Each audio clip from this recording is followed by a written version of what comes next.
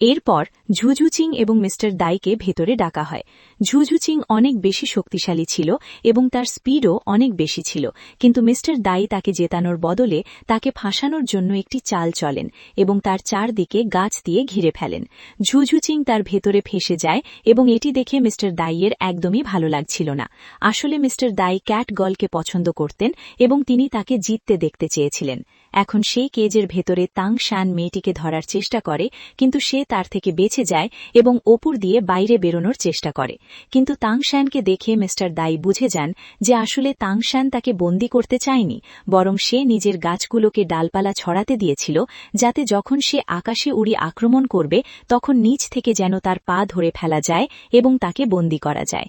এরপর ঠিক তাই হয় এবং নিচ থেকে উপরে ওঠা গাছগুলো তাকে নিচ থেকে ধরে নেয় এবং তাকে বন্দী করে ফেলে। এভাবে তাং শ্যানকে জয়ী ঘোষণা করা হয়।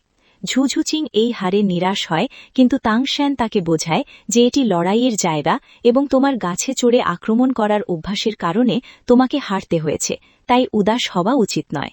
এরপর টিম কম্পিটিশন শুরু করা হয়, যেখানে একদিকে তাং শ্যান এবং জিয়াও উ থাকে আর অন্যদিকে দুই ভাই থাকে, একজন আয়রন ওয়াল এবং অন্যজন আয়রন হ্যামার, এবং তারা দুজনেই অত্যন্ত শক্তিশালী।